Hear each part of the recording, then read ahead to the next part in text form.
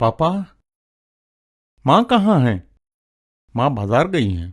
उनको खबर कर दें कि वो मुझसे स्कूल में मिलें। स्कूल से भी खबर आई थी कि रायन फर्श पर पड़ा है, वह बेहोश है, उसके सिर से खून बह रहा है।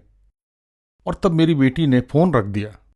मैं चीख पड़ा, ईश्वर, नहीं प्रभु नहीं, कृपया उसे मत ले जाइए, मुझे उसके बदले ले जाइए। रायन मेरा 12 वर्षीय पोता है। मैं घोर दुख और दर्द में था।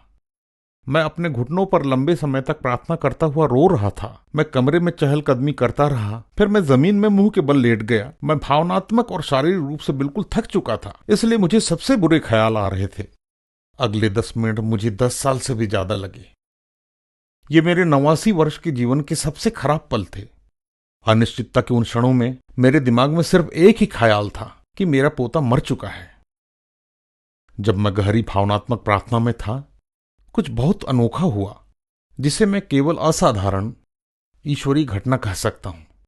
मेरा सारा दुख और रोना बंद हो गया और अचानक मैंने अपनी आत्मा में असीम शांति का अनुभव किया, जैसे ईश्वर मुझसे बात कर रहे हों और उन्होंने ये शब्द कहे, बेन, शांत हो जाओ, सीढ़ियों से उतरकर नीचे जाओ, एक कुर्सी पर बैठकर बाहर चिड़ियों को देखो। वहां चिड़ियों को खाना देने का बर्तन टंगा था। रायन बिल्कुल ठीक है। जब मैं कुर्सी पर बैठा हुआ था तो फोन की घंटी बजी और मेरे मित्र ने मुझे बताया कि मेरे पोते को एक बच्चों के अस्पताल में ले जाया गया है, जो अटलांटा शहर के बीच में स्थित है। मेरा पोता जीवित है।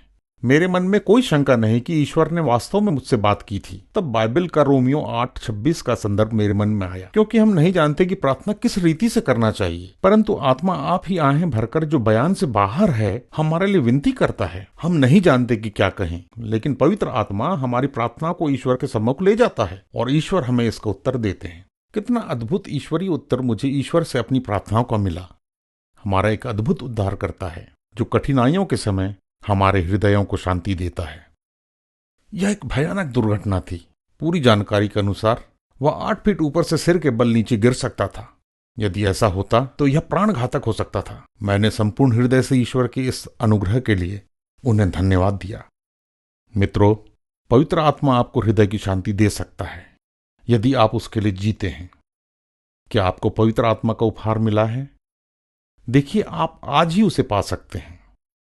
एक चर्च ढूंढकर वहां जाएं, अपने पापों से प्रायश्चित करके अपनी जीवन शैली बदलिए, बपतिस्मा लीजिए और इसके द्वारा आपका मानवीय विश्वास ईश्वरीय अनुग्रह से मिलता है।